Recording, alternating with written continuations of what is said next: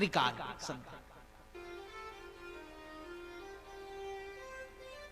और थोड़ा बोल दूं, भागवत में वैसे प्रारंभ में जो स्तुति की गई है, प्रारंभ में जो मंगलाचरण किया गया है वो एक श्लोक में, और अंत में जो मंगलाचरण किया गया है वो एक श्लोक में, लेकिन मध्य में जो बीच में मंगलाचरण किया गया है वह 12 श्लोकों में किया गया। हम सबने क्या शिक्षा लिए? सज्जनों, जीवन के प्रारंभ में बहुत कम मंगलाचरण किया जा सकता है, बचपन में, और जीवन के अंत में वृद्धावस्था में भी बहुत कम मंगलाचरण किया जा सकता है, लेकिन जीवन के बीच में जवानी में ही सबसे अधिक मंगलाचरण की आवश्यकता है। आप पूछोगे महाराज ऐसा क्यों, ऐसा क्यों? तो इसका बहुत सीधा सा अर्थ है, जवानी में ही काम, क्रोध, लोभ, मोह, मद, मत्सर की सर्वस्व पिपासा जागृत हो जाती है। इसलिए जवानी में ही सबसे अधिक मंगलाचरण की आवश्यकता है। आप कहोगे महाराज यह मंगलाचरण हम कब तक करते रहें? अरे कोई कार्य प्रारंभ करते हैं तो कभी ना कभी बंद भी करना पड़ता है। अरे जब भोजन करना हम प्रारंभ करते हैं तो जब पेट भर जाता है भोजन करना बंद करते हैं। ये मंगलाचरण हम कब तक करें? सज्जनों, इसका बहुत सीधा सा अर्थ है, हमारे जीवन के अभी बहुत सारे आचरण अमंगलमय है। जीवन के जब तक सारे आचरण मंगलमय ना हो जाएं, तब तक हम सबको मंगलाचरण की आवश्यकता है। समझ गए? और बता दूं, जिसका आचरण मंगलमय होता है उसी का चरणामृत लिया जाता है। जिसका आचरण महान होता है उसी का चरणामृत। भागवत के मंगलाचरण में व्यास जी 2 बातों के लिए सावधान करते, 2 बात बता रहे हैं। क्या? सज्जनों, हम थोड़ी देर उपासना करें, लेकिन किसकी करें? हम थोड़ी देर भक्ति करें, लेकिन किसकी करें? हम 1 माला ही जप करें, लेकिन कौन सा मंत्र जप करें? यह बात भागवत में ही नहीं, यह बात उपनिषद में, यह बात वेदों में सब जगह आई। वेदों ने भी कहा है कि कस्मै देवाय हविखा विधेम। आचार्य जी मंत्र बोलते हैं यज्ञशाला में, हम हवन का विधान किसके लिए करें? हम पूजन किसके लिए करें? हम अपनी आत्मा को कहां अर्पण करें?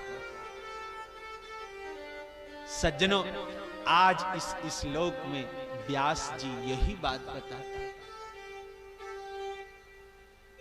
थोड़ा आपको और समझा दूं तो आज के संसार में 2 तरफ की दौड़ लगी है। आज के समय में 2 तरफ की दौड़ है। पहली दौड़ अर्थ वाली है। क्या? कि कौन सा ऐसा कार्य मैं करूं कि सबसे अधिक रुपया मैं ही कमा लूं। पहली दौड़, सबसे ज्यादा पैसा वाला मैं ही हो जाऊं। और दूसरी दौड़ है कि संसार के भोगों को कैसे मैं भोगूं कि इसे कभी छोड़ना न। इस अर्थ और काम की दौड़ को छोड़ करके कोई भगवान की ओर आना ही नहीं चाहता। ये अर्थ और काम की दौड़ आज के समय में कोई छोड़ना ही नहीं चाहता। लेकिन आपको बताऊं, कहीं से किसी ने छोड़ दिया, चलो ये दोनों छूट भी सकते हैं, ये दोनों छूट जाएं, अर्थ काम की दौड़ छूट जाए और भगवान की शरण में आ जाए तो आ तो गया, लेकिन यहां भी बड़ी झंझट है, बड़ी विडंबना। क्या? पहले तो आ ही नहीं रहा था और अब आया तो यहां विडंबना है, यह बड़ा वाला देवता है कि यह बड़ी वाली देवी है, मैं किसकी उपासना करूं? सज्जनों, यहां तो 33 करोड़ की लाइन लगी है, किसकी हम उपासना करें?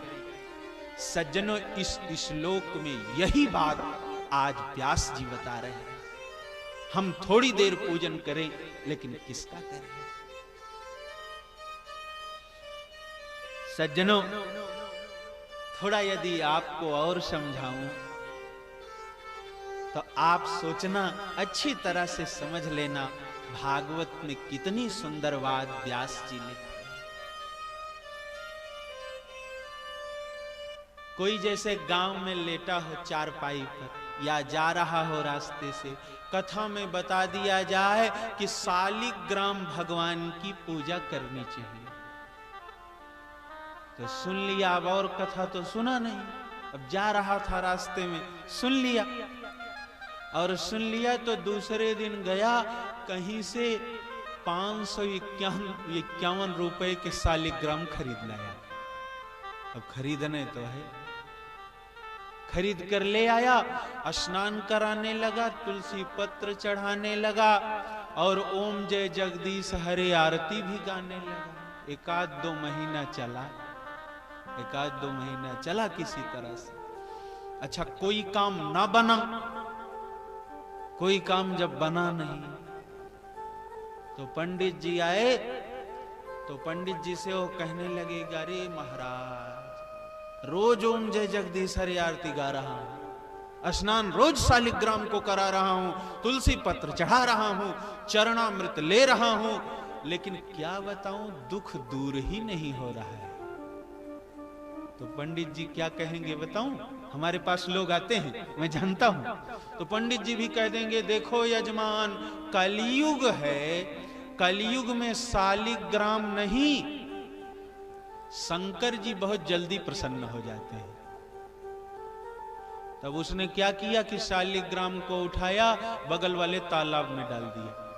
अब शालिग्राम के स्थान पर शंकर जी आ गए। अब फिर ओम जैसी ओंकारा आरती गाने लगा, सोमवार व्रत इत्यादि भी करने लगा, रुद्राभिषेक भी करने लगा, लेकिन एक आध दो महीना चला। अब फिर पंडित जी आए, उनका तो आने काम है, वो तो आएंगे। फिर कहेगा, महाराज रुद्राभिषेक कर रहा हूं, जैसी ओंकार आरती गा रहा हूं, लेकिन दुख दूर ही नहीं हो रहा है। तो पंडित जी कहेंगे, देखो यजमान, कलयुग है, कलयुग में शंकर जी नहीं, देवी मैया बहुत जल्दी प्रसन्न हो जाती है। तो शंकर जी अलमारी वाले कोने में चले गए।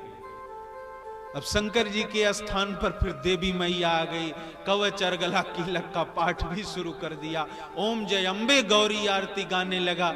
एक आध दो महीना ये भी चला। फिर पंडित जी आए, महाराज बहुत पूजा कर रहा हूं, दूर ही नहीं हो रहा दुख। तो पंडित जी फिर कहेंगे, देखो यजमान, कलयुग है, कलयुग में देवी मैया नहीं, काल भैरव बहुत जल्दी प्रसन्न हो जाते हैं। देवी मैया न जाने कहां चली गई, काल भैरव आ गए। सज्जनों, एक आध दो देवता होते तो उंगली पर मैं गिना देता, लेकिन आपका तो काम है, आपके यहां तो 33 करोड़ की लाइन लगी है। लेकिन आप देखना सज्जनों, हमारे सनातन धर्म में 33 करोड़ देवी देवता हैं, लेकिन कुछ लोगों का इतने से भी पेट नहीं भरा।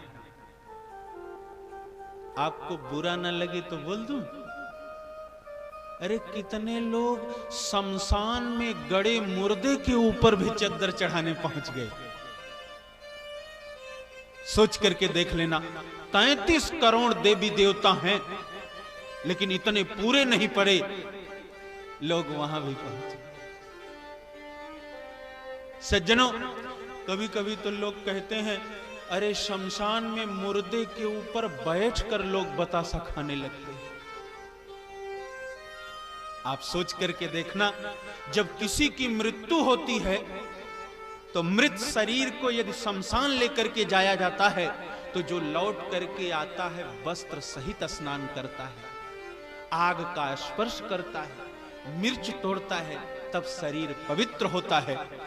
और एक व्यक्ति है कि शमशान में मुर्दे के ऊपर बैठकर बतासा खा रहा है, बताओ वह किसी पिशाच से कम है क्या? सज्जनों, कहां तक आपको समझाया जाए? सज्जनों, भक्ति तो आपके अंदर है। अरे चाहे भगवान के ऊपर चद्दर चढ़ाओ, चाहे गड़े मुर्दे के ऊपर चढ़ाओ, भक्ति है आपके अंदर, लेकिन आपको ज्ञान नहीं है। और बिना ज्ञान के द्वारा की गई भक्ति रुदन करती है, वह कभी भी दुख दूर नहीं कर सकती। कथा में बैठे हो, अच्छी तरह से समझ करके। सज्जनों, इसी बात को व्यास जी इस श्लोक में बता रहे हैं। अच्छा, सोच करके हृदय से देख लेना, हमारा जो काम भगवान नारायण नहीं कर सकते, हमारा जो कार्य शंकर जी नहीं कर सकते, हमारा जो कार्य देवी मैया नहीं कर सकती, हमारा जो कार्य हनुमान जी महाराज नहीं कर सकते, उनका अब वह कार्य शमशान में गड़ा हुआ मुर्दा करेगा। सोच करके देख। सज्जनों, हम लोगों को नारायण तत्व क्या है इसका ज्ञान ही नहीं रह गया। हम लोगों को शिव तत्व क्या है यह ज्ञान ही नहीं रह गया। हम लोगों को देवी तत्व क्या है यह ज्ञान ही नहीं रह गया। यही बात व्यास जी इस श्लोक में बता रहे हैं। थोड़ी देर पूजन करो, लेकिन किसका करो? हम थोड़ी देर मंत्र जप करें, थोड़ी सेवा भगवान की करें, लेकिन किसकी करें? सज्जनों, इतने लोग बैठे हो, आपसे मैं पूछूं, एक ऐसी स्त्री हो जो थोड़ी सेवा अपने पति की करती है, थोड़ी सेवा, लेकिन और घरों में ना घूमती हो, थोड़ी सेवा करती हो लेकिन और घरों में ना घूमती हो, और दूसरी हो जो बहुत सेवा करती हो लेकिन और घरों में घूमती हो, बताओ कौन सी स्त्री अच्छी मानी जाए? पति किसके ऊपर विश्वास करेगा? जो थोड़ी सेवा कर रही है लेकिन अपने घर पर रहती है। हम थोड़ी भक्ति करें लेकिन किसकी करें? इसी बात को व्यास जी इसी श्लोक में बताते हैं। व्यास जी से पूछा गया वह कौन है, तो व्यास जी ने पहले ही शब्दों में बता दिया कि हम सबको उसी की उपासना करनी चाहिए। कौन? जन्माद्यस्य यतोऽन्वयादितरतः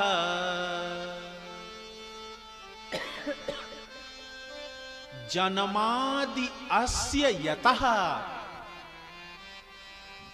जिस परमात्मा से पूरी सृष्टि का जन्म होता है,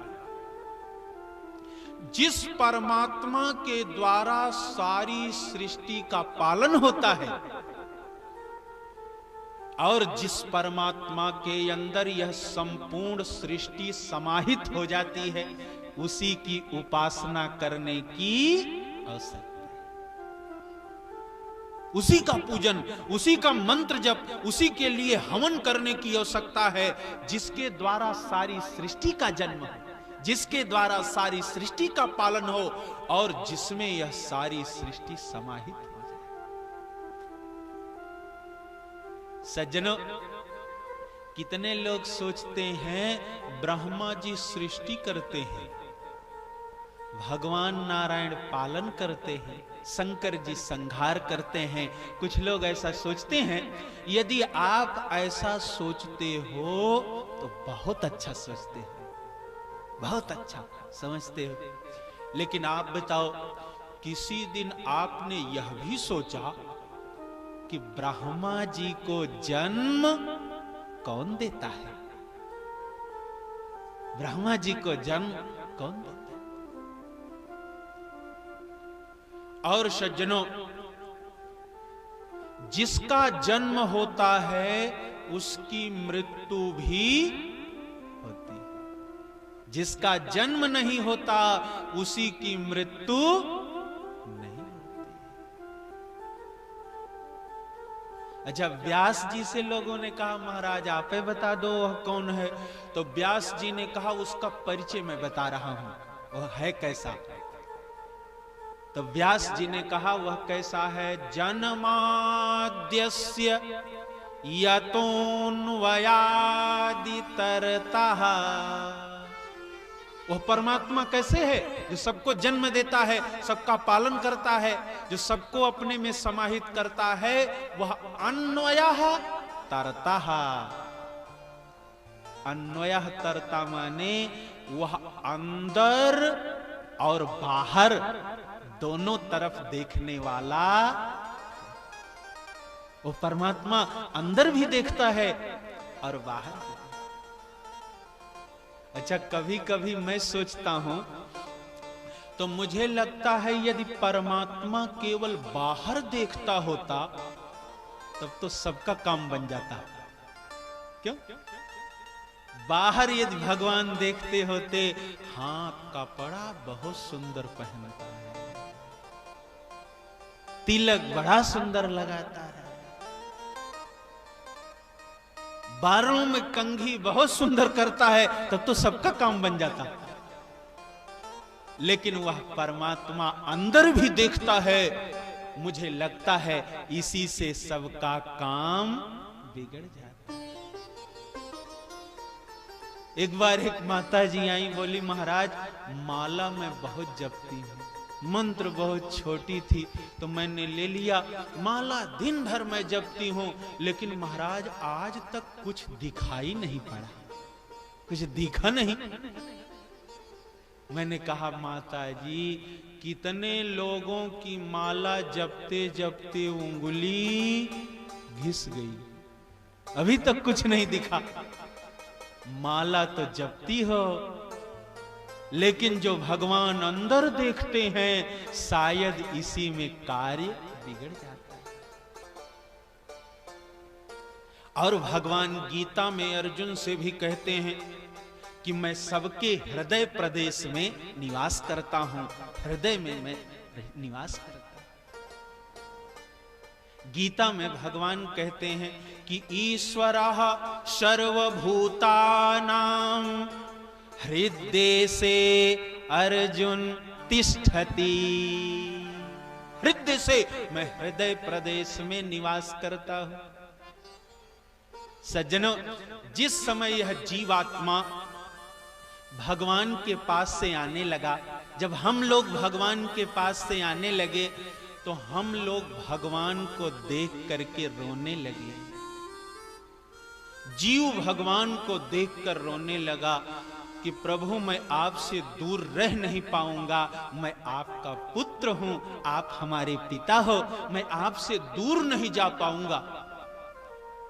जीव को जब रोते हुए भगवान ने देखा तो भगवान ने कहा जीवात्मा रो मत, तुझे मैं दो वस्तु ऐसी दे रहा हूं कि जिन दो वस्तुओं के द्वारा तुम मुझे फिर प्राप्त हो जाओगे।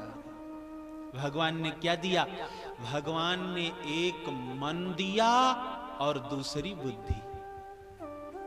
भगवान ने कहा जीवात्मा जाओ, मन से तुम हमारा स्मरण करना और बुद्धि से संसार के कार्यों को करना, तुम मुझे फिर प्राप्त हो जाओगे, कुछ करना नहीं।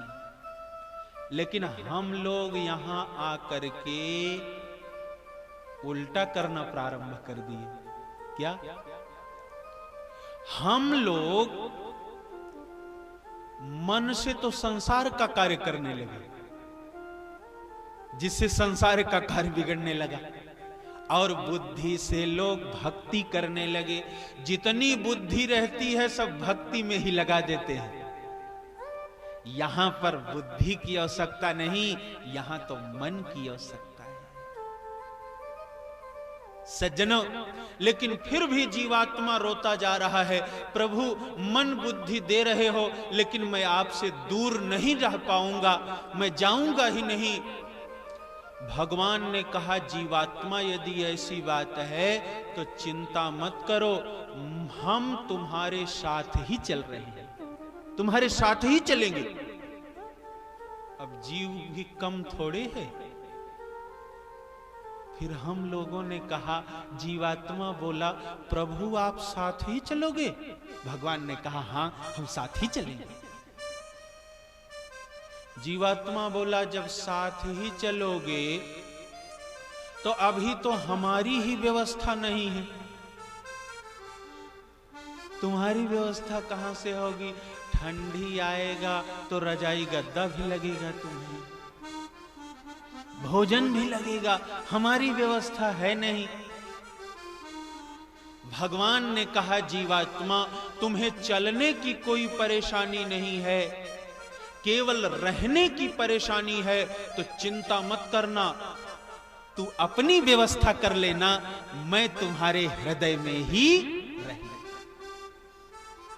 भगवान हृदय प्रदेश में बैठ। जीवात्मा बोला, प्रभु आप हृदय में ही रहोगे? भगवान ने कहा, हां मैं हृदय में ही रहूंगा। जीवात्मा बोला, जब हृदय में आप रहोगे तब तो मैं जहां जहां जाऊंगा आप साथ ही साथ जाओगे। भगवान ने कहा, साथ ही साथ जाऊंगा। जीवात्मा बोला, जब साथ ही साथ जाओगे तो जब कोई गलत कार्य मैं करने लगूंगा तो आप देखते भी रहोगे, और देखते रहोगे तो बक बक बिना मतलब कि आप बोलते भी रहोगे, डांटते भी रहोगे।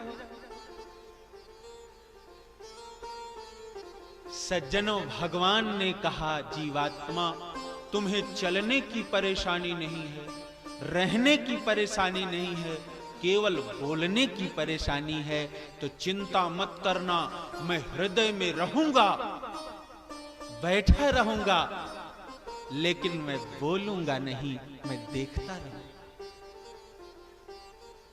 सज्जनों, सोच करके देखना, जब पिता वृद्ध हो जाता है, वृद्धावस्था आ जाती है, तो पुत्र कहता है, जब देखो तब बक बक बोलते ही रहते, तुम शांत रहो, सारा कार्य हो जाएगा। अच्छा, कहीं कहीं तो देखने को यह मिलता है कि पिता देखता है कि पुत्र गलत कर रहा है, लेकिन बेचारा मौन रहता है। आप कहोगे, महाराज क्यों? इसलिए कि वृद्धावस्था आ गई। लेकिन जब पुत्र को गलत करते पिता देखता है तो उसे कष्ट तो जरूर होता है। सज्जनों, इतने लोग बैठे हो, हृदय से सोच करके देखना, जब वह जगत पिता हमें आपको गलत करते देखता होगा तो उसे कितना कष्ट होता है। सज्जनों, भगवान मौन होकर के हृदय प्रदेश में बैठे, और भगवान हृदय अंतःकरण में देखते रहते हैं। व्यास जी इसीलिए कह रहे हैं कि वह परमात्मा अंदर और बाहर दोनों तरफ देखता है। और व्यास जी कहते, वह परमात्मा और कैसे? अपने अपने कर्मों के अधीन है। समझ रहे? आप कहोगे, महाराज क्यों? अच्छा बताओ, कोई सोचता है कि हमारे बुखार हो जाए? कोई चाहता है? अच्छा, बुखार तो बहुत बड़ी बात है। कोई यह नहीं सोचता कि हमारे जुखाम हो जाए, लेकिन हो जाता है। आप कहोगे, महाराज क्यों? इसलिए कि हम आप अपने अपने कर्मों के अधीन हैं, लेकिन वह परमात्मा सर्वतंत्र स्वतंत्र है, चारथे स्वभिज्ञा स्वराट। तेने ब्रह्म हृदय आदि कवये मुह्यन्ति यत् सूरया। मुह्यन्ति यत् सूरया। सज्जनों, उस परमात्मा की लीला को देख करके बड़े बड़े विद्वान भी मोहित हो जाया करते हैं। मुह्यन्ति यत् सूरया। अच्छा, विद्वानों की चर्चा कौन करे? उस परमात्मा की लीला को देख करके सती मैया भी मोहित होती है। अच्छा, सती की कौन चर्चा करे? उस परमात्मा की लीला को देखकर 4 सिरों वाला ब्रह्मा भी मोहित होता है। हमारे आपके एक एक सिर है सबके। हमारे आपके एक एक सिर और ब्रह्मा जी को 4 सिर। आप बताओ, हमारे आपसे चौगुनी बुद्धि तो जरूर होगी। क्यों 4 गुना? अरे 4 सिर है। चौगुनी बुद्धि रखने वाला ब्रह्मा भी उस परमात्मा की लीला को देख करके मोहित हो जाता है। मुह्यन्ति यत् सूरया। तेजो वारि मृदाम यथा विनिमयो यत्र त्रिसर्गोन्मृषा। तेजो वारि मृदाम। सज्जनों, कभी कभी हम लोग जब सड़क पर चलने लगते हैं तो सूर्य के प्रकाश के कारण दूर पर जल नहीं रहता, लेकिन दूर से देखने पर जल दिखाई देता है। अरे जब पास में हम पहुंचते हैं तब पता चलता है यहां तो जल है ही नहीं। अच्छा, कभी कभी जल रहता है लेकिन दूर से देखने पर जल दिखाई नहीं देता।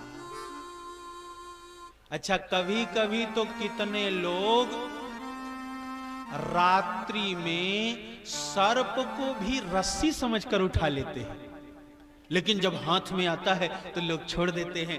यह तो रस्सी नहीं, यह तो सर्प है।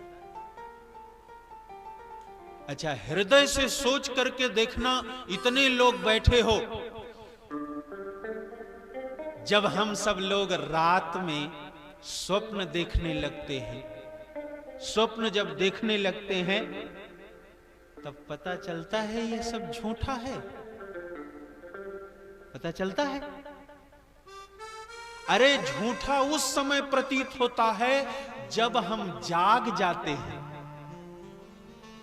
जब तक हम स्वप्न देखते रहते हैं तब तक तो यही लगता है कि जो कुछ हम लोग देख रहे हैं यही सब सत्य है। और ज्ञान तब होता है जब हम जाग जाते हैं। सज्जनों, कहां तक आपको समझाया जाए, वह छोटा स्वप्न होता है, लेकिन यह जीवन एक बड़ा स्वप्न चल रहा है। केवल इतना अंतर है। और ज्ञान तब होगा जब हम जाग जाएंगे। यत्र त्रिसर्गोन्मृषा।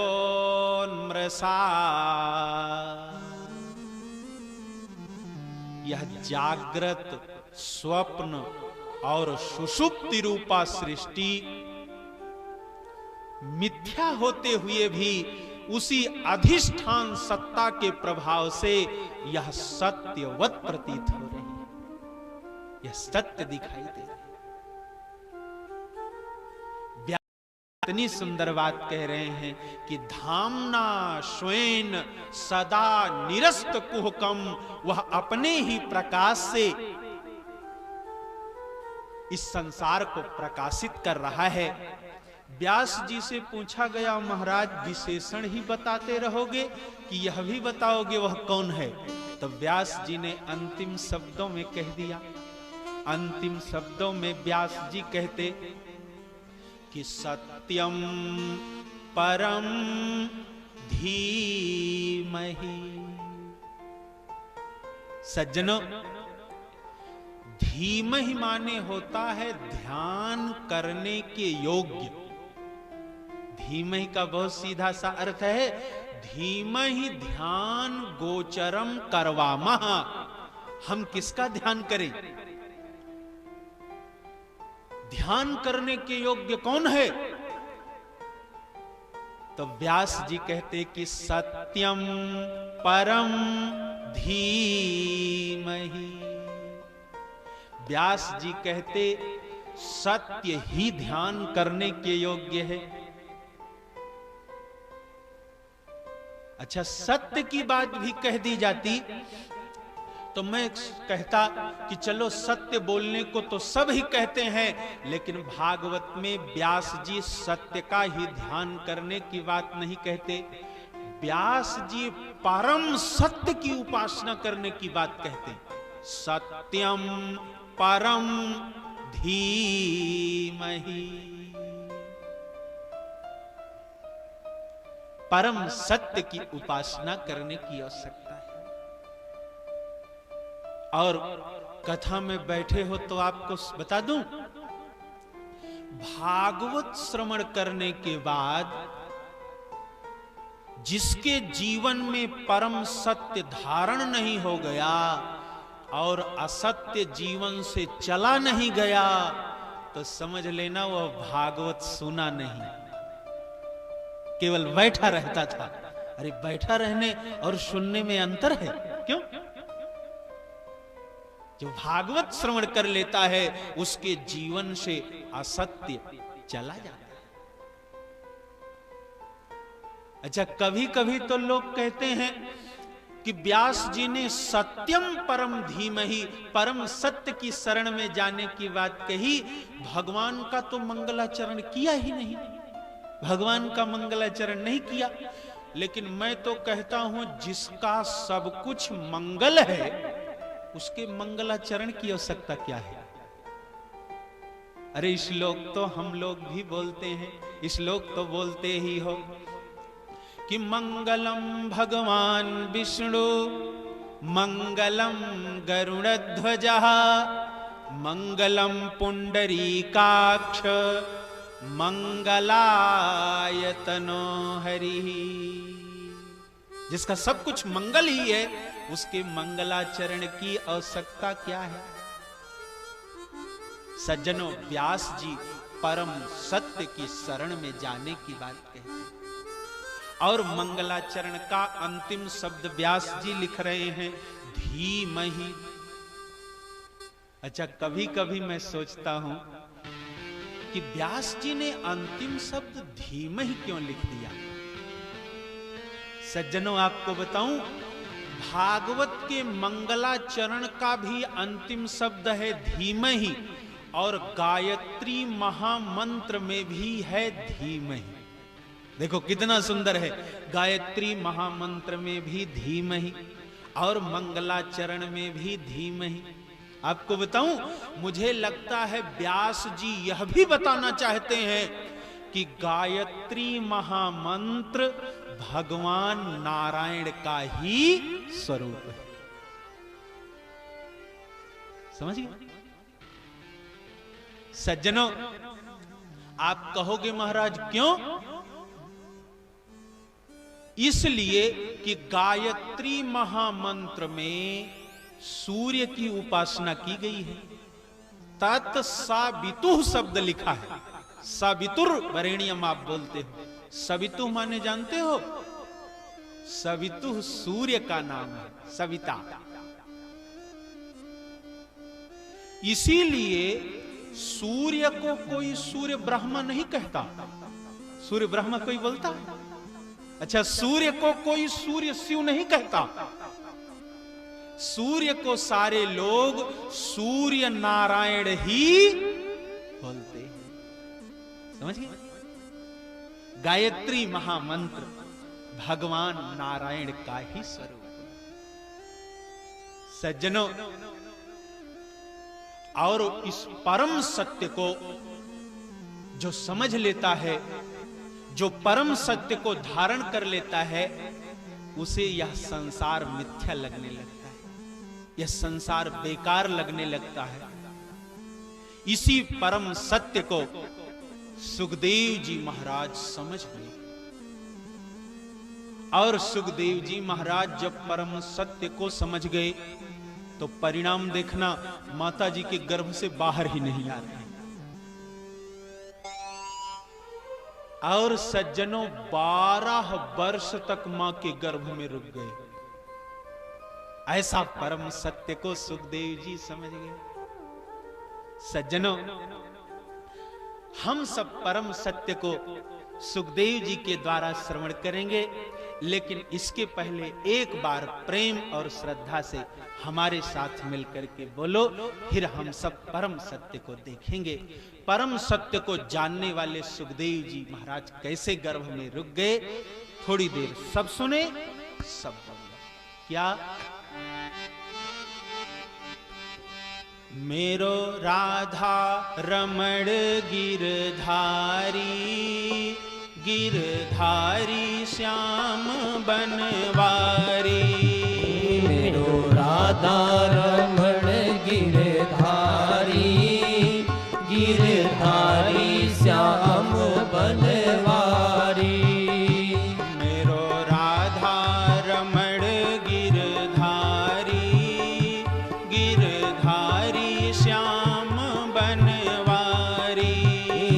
मेरो राधा रमण गिरधारी, गिरधारी श्याम बनवारी। गिरधारी श्याम बनवारी, बनवारी श्याम गिरधारी। गिरधारी श्याम बनवारी, बनवारी श्याम गिरधारी। मेरो राधा रमण गिरधारी, गिरधारी श्याम बनवारी। मेरो राधा रमण गिरधारी, गिरधारी श्याम बनवारी। श्री राधे।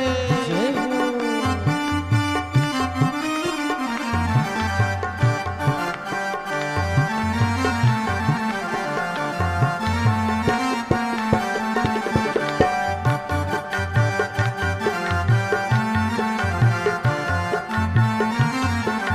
हरि बोल।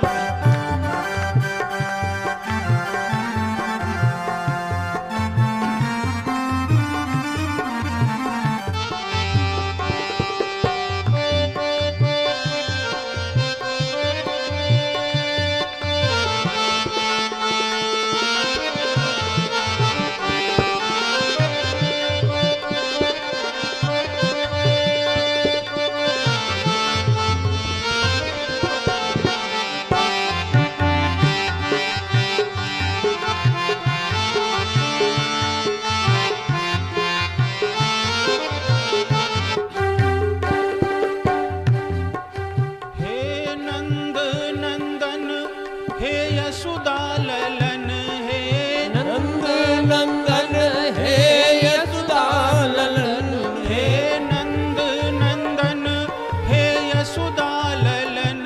हे नंद नंदन हे यशोदा ललन। हे केशव कृष्ण मुरारी, मैं आयो शरण तिहारी। हे केशव कृष्ण मुरारी, मैं आयो शरण तिहारी। हे केशव कृष्ण मुरारी, मैं आयो शरण तिहारी।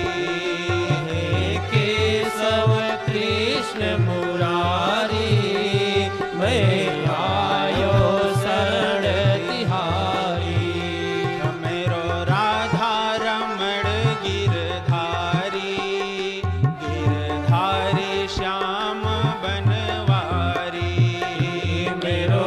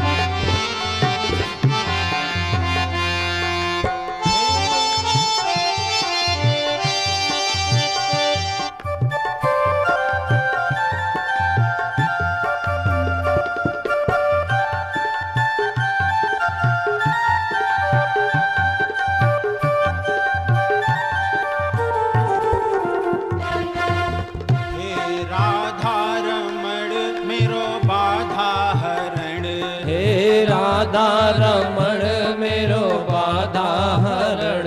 हे राधा रमण मेरो बाधा हरण। हे राधा रमण मेरो बाधा हरण। हे भक्तन के हितकारी मैं आयो शरण तिहारी। हे भक्तन के हितकारी मैं आयो शरण तिहारी। मेरो राधा रमण गिरधारी गिरधारी श्याम बनवारी। मेरो राधा रमण गिरधारी गिरधारी श्याम बनवारी। गिरधारी श्याम बनवारी बनवारी श्याम गिरधारी। गिरधारी श्याम बनवारी बनवारी श्याम गिरधारी। मेरो राधा रमण गिरधारी गिरधारी श्याम बनवारी। मेरो राधा रमण गिरधारी गिरधारी श्याम बनवारी। मेरो राधा रमण गिरधारी गिरधारी श्याम बनवारी। मेरो राधा रमण गिरधारी गिरधारी श्याम बनवारी।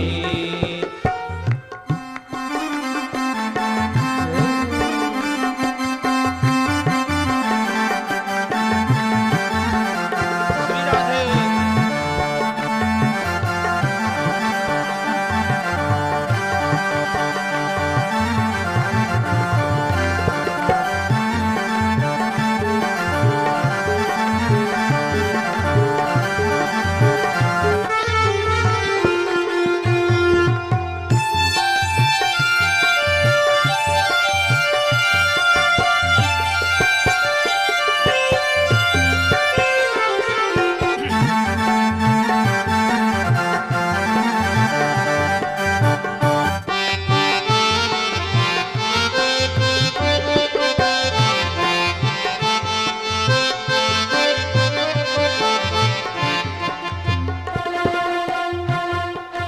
हे आनंद भवन हे सुख के करन।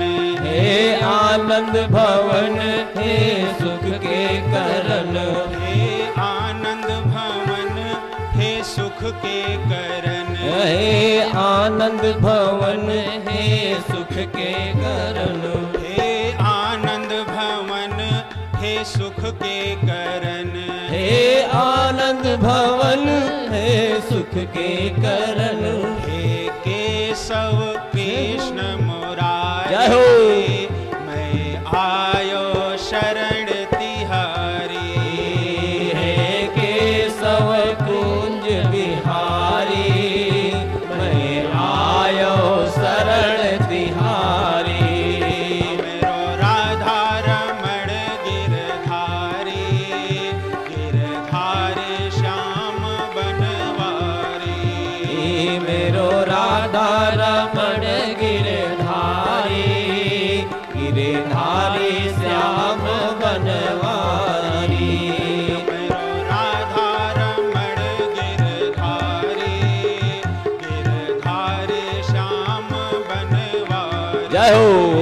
मेरो राधा रमण गिरधारी गिरधारी श्याम बनवारी।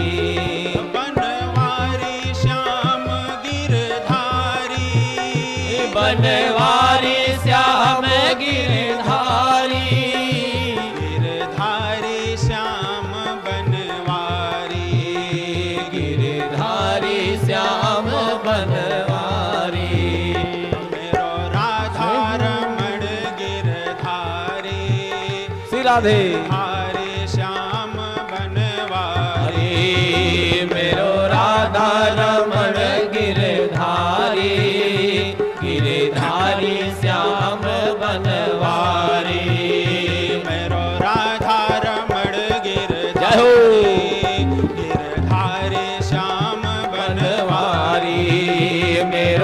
राधा रमण गिरधारी, गिरधारी श्याम बनवारी। मेरो राधा रमण गिरधारी, गिरधारी श्याम बनवारी। मेरो राधा रमण गिरधारी, गिरधारी श्याम बनवारी। मेरो राधा रमण गिरधारी, गिरधारी श्याम बनवारी। बोलिए बाल कृष्ण भगवान की, वृंदावन बिहारी लाल की जय हो। जय जय श्री राधे।